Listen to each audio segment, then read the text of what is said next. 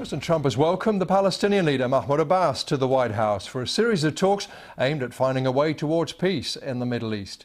Mr. Trump acknowledged that reaching agreement between Israelis and Palestinians was probably the toughest deal to close in the world. The Palestinian president said a peace accord based on a two-state solution would help fight terrorism. President Trump said he was willing to play any role which would help bring agreement. The Palestinians and Israelis must work together to reach an agreement that allows both peoples to live, worship, and thrive and prosper in peace. And I will do whatever is necessary to facilitate the agreement, to mediate, to arbitrate, anything they'd like to do. But I would love to be a mediator or an arbitrator or a facilitator, and we will get this done. President Trump there, of course. Let's go over to LA and speak to Dalia Darsa-Kay, Director of the Center for Middle East Public Policy at the research organization, the RAND Corporation. Dr. Kay, you know, of course, this struggle at the heart of conflicts all around the world. Solving it has defeated several presidents. Mr. Trump, though, projecting confidence.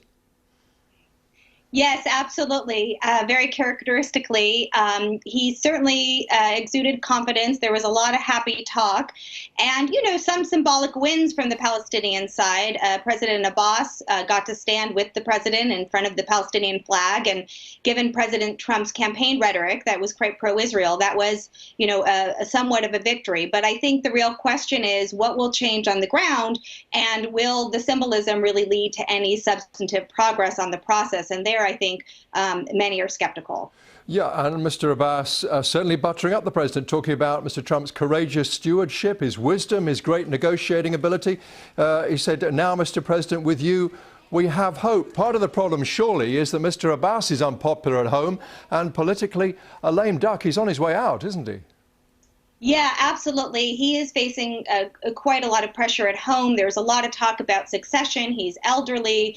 He has an opposition figure in an Israeli prison who has been I think basically supporting or leading to protest in the West Bank. And so you're seeing him take a lot of heat within the Palestinian public arena for really not delivering. He's been, you know, backing this two-state solution for a number of years now, many efforts over the years, and few results. So I think, you know, this was important for him in that sense. But again, if there's not concrete follow-up or any deliverable, it's going to be really hard to see him sustain himself domestically there. President Trump's son-in-law and, of course, the diplomat who he sent to be America's representative in Israel, very strongly linked to the settlements, which are so contentious. Does that taint any possibility of peace from the start, or could it possibly give the Israelis confidence which might be necessary? Well, certainly Prime Minister Netanyahu's visit to the White House went very well, and there is a strong relationship now between the Prime Minister and President Trump.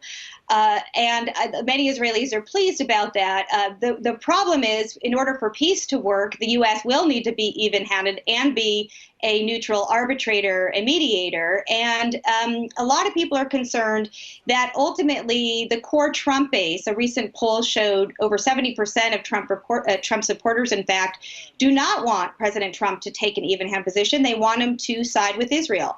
So he will be facing a lot of domestic pressures from his own political supporters, not to mention the Republican-controlled Congress, to really stand strongly behind Israel. And that will raise questions about whether the U.S. can play an effective role in mediating a peace process moving forward.